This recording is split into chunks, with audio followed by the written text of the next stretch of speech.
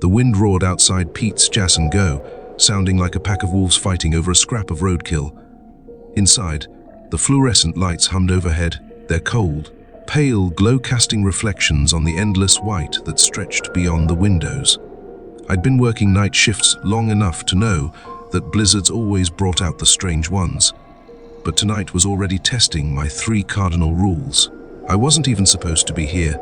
My coworker, Marcus, had called in claiming car trouble, though we both knew he just didn't want to face the storm. Honestly, I couldn't blame him. The forecast had predicted 8 to 12 inches of snow, but judging by the drifts already piling up against the glass doors, they'd grossly underestimated. Again, the rules I followed weren't company policy or anything official. They were passed down from Dave, the guy who'd worked the night shift here for 15 years before retiring to Florida. Keep these in mind. He told me during my training, his face unusually serious. You'll be fine. He never explained why they mattered, and I didn't press him.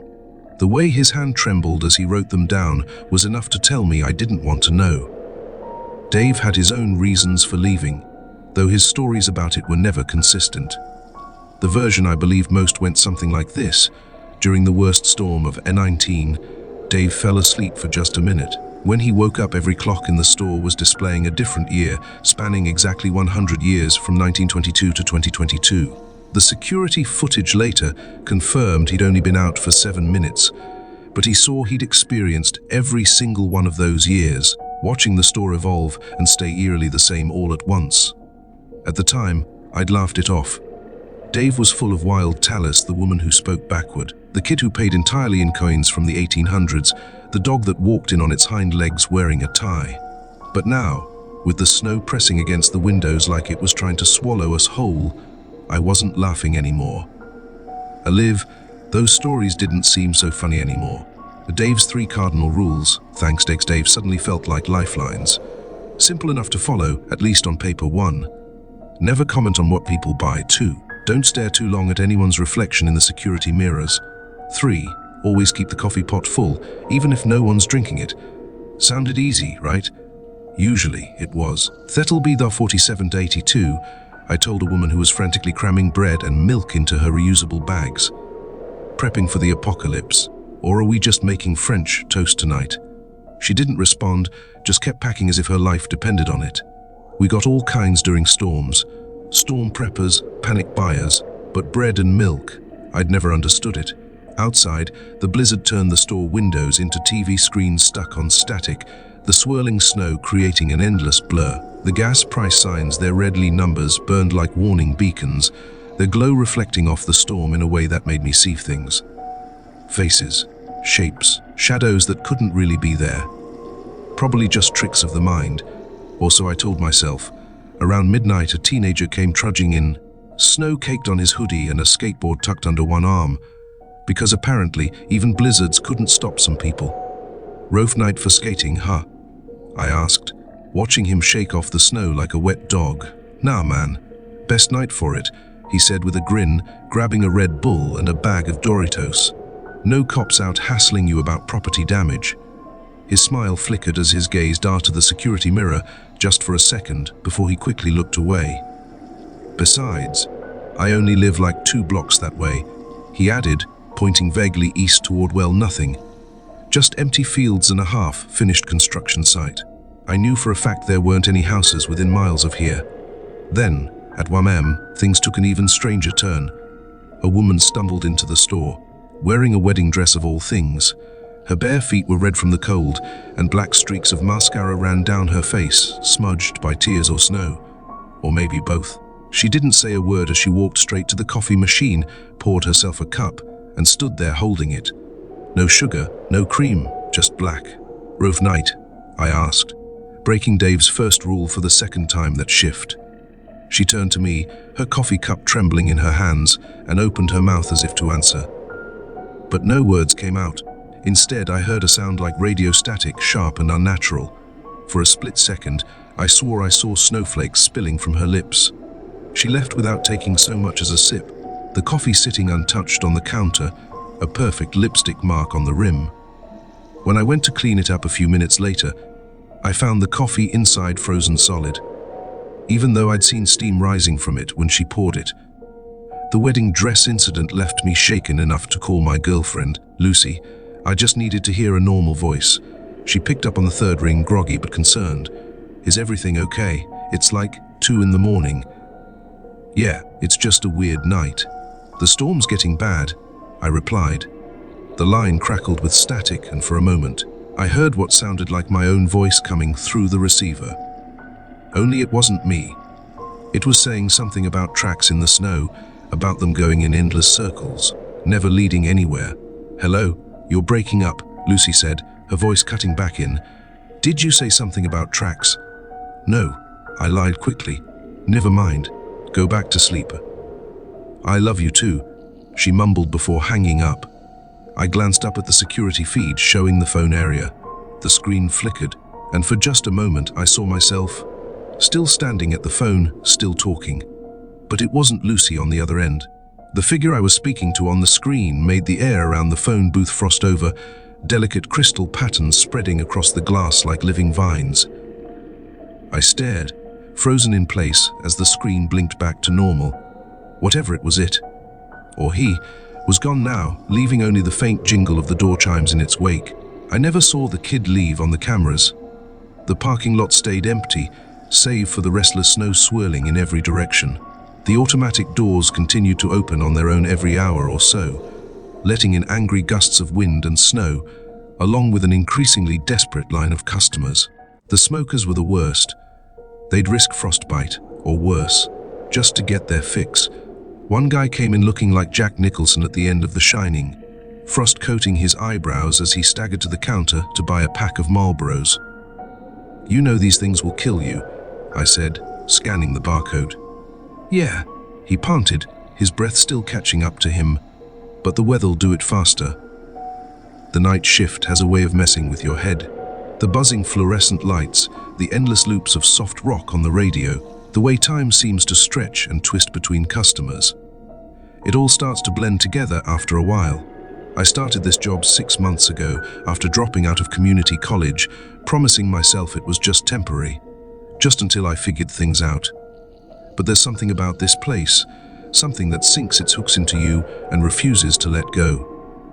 I'd seen my share of strange things since starting here. Tweakers carrying on full conversations with the beef jerky display, a woman who came in every Tuesday at 3 a.m., sharp to buy exactly 7 green apples, and a man who swore he was from 1985 and seemed genuinely horrified by the price of cigarettes. But nothing prepared me for what was about to walk through that door tonight. The storm was getting worse. The wind had picked up a haunting rhythm, a hollow, mournful moaning that almost sounded like words. I tried to drown it out by turning up the radio, but the signal kept cutting out. When it did, it was replaced by something far stranger, the flat monotone of a voice reading out sequences of numbers, like an old numbers station broadcast. The sound made my teeth ache. The security cameras weren't faring much better. Every few minutes they glitched, showing brief glimpses of a store that didn't look like ours. Older fixtures, unfamiliar products on the shelves, and people dressed in clothes from another era. I told myself it was interference from the storm, but a small, creeping part of me wondered if I was seeing what Dave used to call little peeks through the thin spots in time. I always thought Dave's stories were nonsense, just part of his charm. But then the lottery ticket machine started acting up. It was spitting out receipt paper on its own, long strings of numbers that kept printing without anyone touching it. When I finally lined up the numbers, I realized they weren't random. They were coordinates. During a slow moment, I decided to plug the coordinates from the lottery machine into Google Maps. They all pointed to places where people had gone missing during blizzards, stretching back to 1952, the year the store first opened. I'd looked into Pete Gasco's history once, during another particularly slow shift. Turns out, it wasn't always Pete's. The place had gone through 7 different owners since its opening, each selling it off for mysteriously low prices. The only constant was the building itself, squatting here at this crossroads like a spider at the center of its web. Local legends claimed the gas station was built on the site of an old stagecoach stop, a place where travelers sought refuge from brutal winter storms. Not all of them made it out when the weather cleared. Over the years, plenty of owners had tried to modernize or expand the store, but the building seemed to resist change. New paint would peel within days, exposing the original colors beneath, as if the place was unwilling to let go of its past. Security systems malfunctioned in strange, specific ways. Cameras locking onto empty corners, motion detectors triggering with no one around. The last owner before Pete had even attempted to expand the building, but the construction crew walked off the job after uncovering skeletal remains under the new foundation.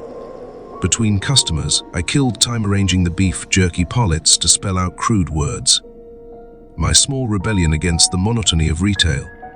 The owner would probably see it on the security footage later, but hey, night shift entertainment is a rare commodity. One of the night's more memorable customers wandered in around 2 a.m. Imagine Santa Claus, but one who had lost his job, fallen into a deep depression, and started living under a bridge. Or perhaps somewhere even worse. His beard, long and frost-rimmed, crackled softly with ice every time he moved his head. His ancient wool coat was caked with snow that refused to melt, as though he'd been walking through the storm for hours.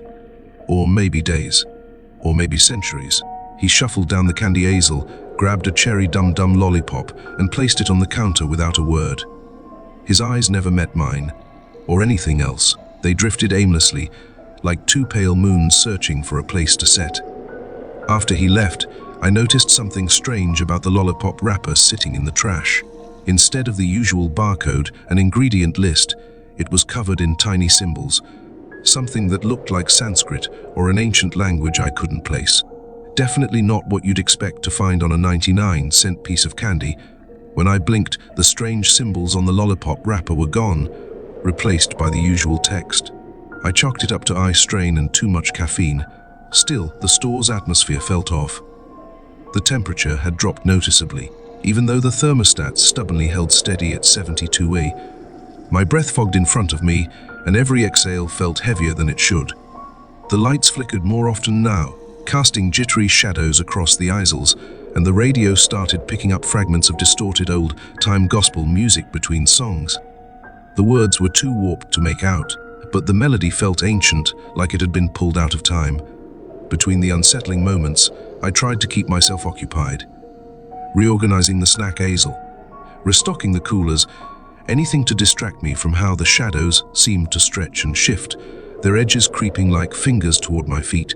The security mirror above Register 3 had started to ripple, as if it were made of water. I forced myself to keep my eyes down. Around 2:45 a.m., a trucker came in, looking for coffee and directions to the interstate. As I explained the best route considering the storm, I noticed something strange in the window behind him. His reflection wasn't moving quite in sync with him. Worse, its mouth was forming words completely different from the ones he was speaking. I broke rule 2. I stared at it for too long. The reflection noticed me noticing. It stopped, turned its head toward me and smiled. Not a friendly smile, a wide, awful grin that stretched too far across its face. Its teeth were sharp and gleamed like icicles. I snapped my gaze away, heart pounding. The trucker, blissfully unaware, thanked me and walked out. I watched him climb into his rig and pull onto the highway. The tire tracks he left in the snow filled in far too quickly, as if the storm itself was erasing his presence, swallowing the evidence that he'd ever been there. At exactly 3:15 am, the power flickered. Just once, but it was long enough for the darkness to feel alive. In that moment of blackness, I heard something scuttling across the ceiling, its movements too quick and too deliberate to be a rat. From somewhere in the stockroom, I heard faint, high-pitched laughter, children laughing. When the lights came back on, Aisle 3 was completely transformed. All the products had been turned to face the wall, their labels pressed against the shelves like they were hiding their faces. The coffee pot was no better. The once steaming brew had turned into a thick black sludge, its surface shimmering faintly like oil. It smelled like wet earth and old pennies, a scent so metallic and earthy that it made my stomach churn. I stared at the coffee pot, the silence in the store stretching thin, waiting for the next inexplicable thing to happen. When I tried to pour the sludge from the coffee pot, it defied every rule of reality. Instead of flowing downward, it moved upward, like gravity had suddenly flipped. I slammed the pot back down, my heart racing as I backed away. Rule 33. always keep the coffee pot full, suddenly made a lot more sense. Whatever that liquid had become, it wasn't coffee anymore, and it clearly wasn't meant to be disturbed. The clock on the wall began ticking backward, its second hand moving counterclockwise with a sound like cracking ice. The air grew so frigid that even the freezer section started to fog up, not from cold, but with warmth, as though the laws of physics themselves had started to unravel. Through the frosted glass, the frozen pizzas and ice cream cartons pulse faintly with a sickly, greenish light, like something alive and trapped within. An hour later, depressed Santa Claus returned, same routine. He shuffled in, grabbed a dum-dum lollipop, and placed it on the counter. Only this time, it was a different flavor. By his third visit, I was seriously questioning my sanity. The security cameras showed him entering and leaving, but never where he went afterward. The parking lot outside was empty, save for my beat-up Civic, and the nearest building was 5 miles away. On his fourth visit, I broke rule and won again. Sweet Tooth acting up. "Huh?" I asked, trying to keep my voice steady. He placed another lollipop on the counter, grape this time, the most revolting of all flavors. He said nothing, just stared at me with those pale, drifting eyes, then shuffled out as usual. After his last visit, I did some digging. I turned to Reddit, Googled local legends, and searched for anything I could find about this place. What I uncovered was a pattern I wished I hadn't noticed. Every 3 to 4 years, like clockwork, someone disappeared from Pete's Gas and Go during the worst storm of the year. It was always on the night shift, always during a blizzard or similar conditions, and always when the temperature dropped so low that breath froze in the air. The missing people were all different ages, genders, and stories, but they shared one disturbing connection: their final purchase was always a dum-dum lollipop. The security footage, when it existed, showed them leaving the store but never revealed where they went after that. The truly chilling part: exactly 1 year after their disappearance, their driver's license, wallet, or purse would be found encased in a perfect block of ice. It would appear in the center of the candy aisle, pristine and untouched. No fingerprints, no signs of tampering, just a frozen monument to the memory of someone who had walked into the storm and never walked out.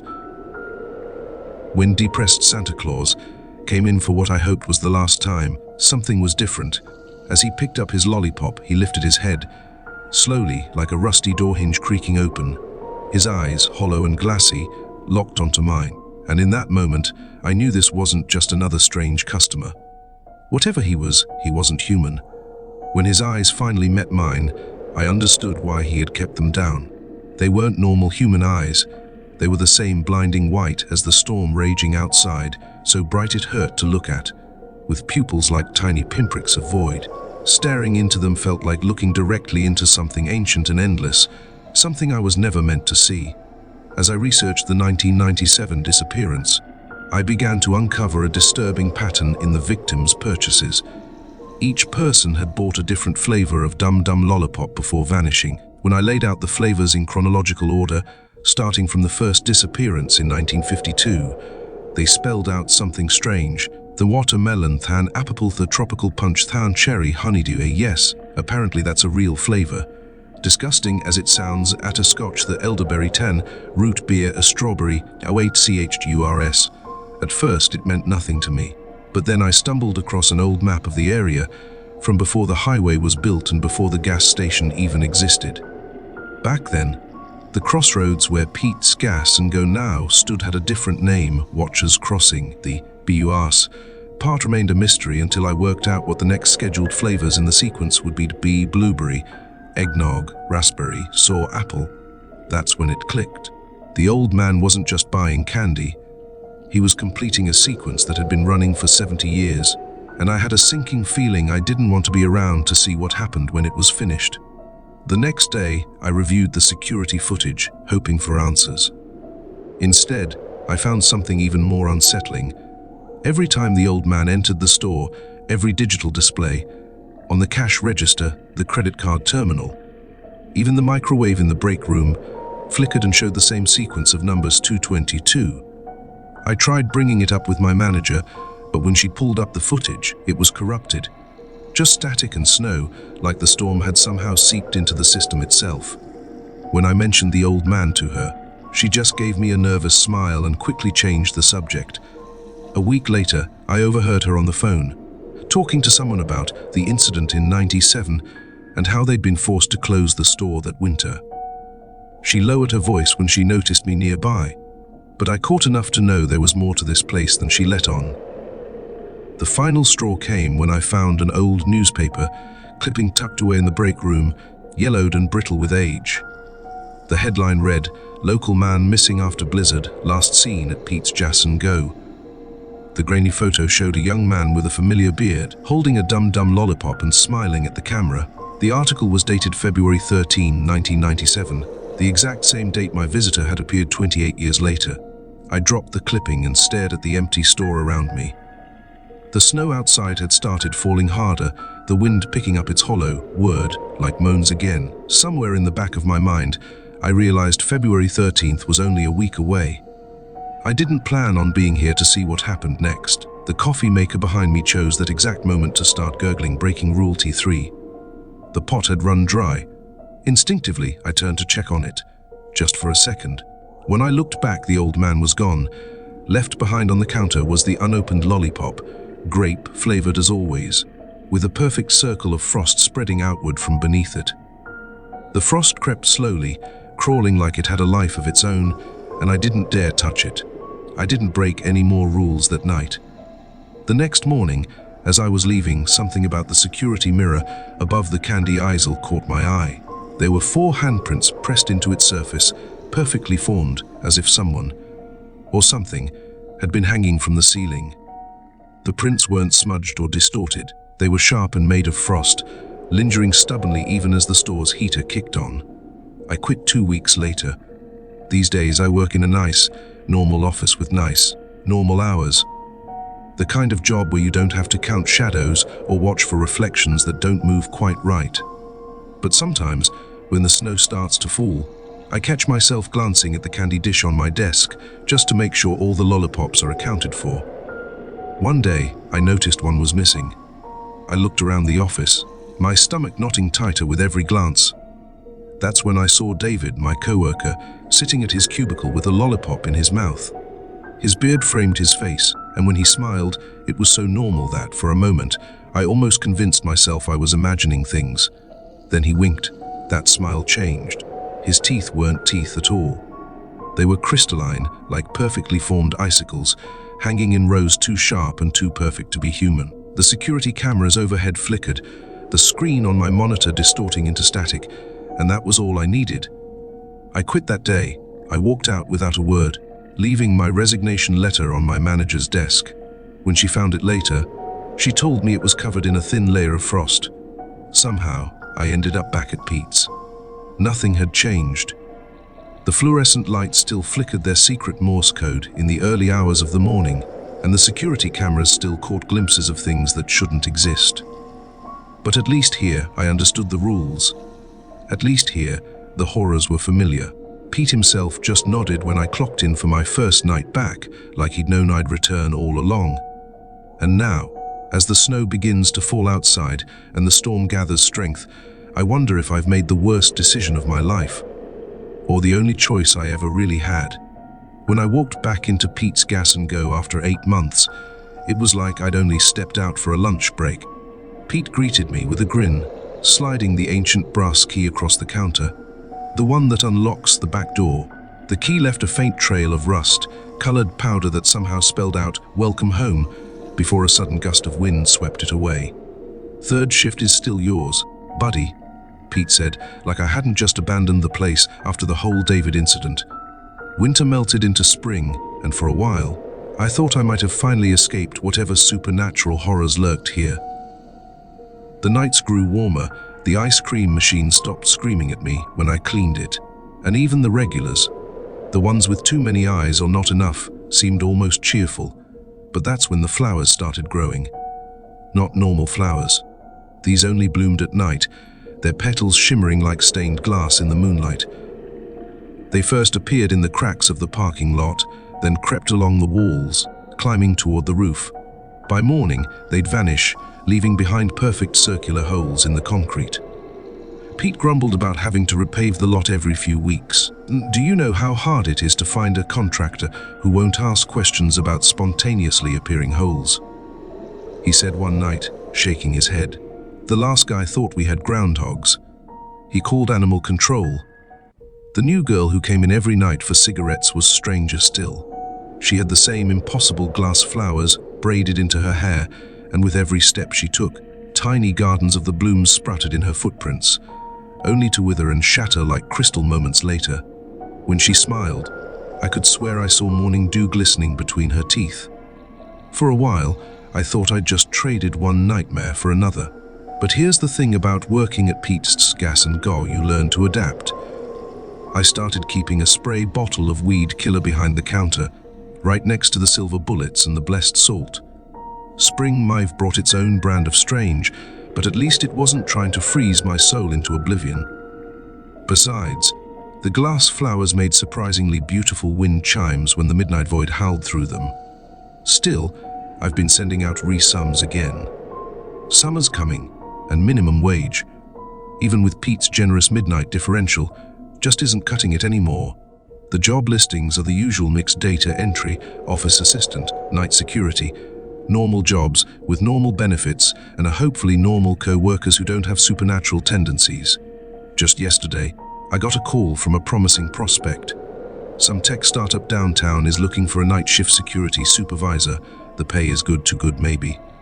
The weirdest part, the interviewer sounded eerily like my old manager from the accounting firm. And when he mentioned their office address, I couldn't shake the feeling I'd seen it before. On one of those old maps of the city. I think I'll go to the interview. But this time, I'm bringing the salt. Just in case, I mean exactly like her. Same tone, same inflection, even the same awkward laugh she used to do when she was trying to sound friendly but failing. It was uncanny. Curious but wary, I looked up the company's address after the call. It led to an empty lot behind an abandoned blockbuster, overgrown with weeds and clearly untouched for years. That was all I needed to know. I hesitated for a moment, but then I deleted their follow-up email without even opening it. Some lessons you only need to learn once. For now, I'll stick with Pete's Gas and Go, where at least the strange happenings follow a somewhat predictable pattern. The devil, you know, right?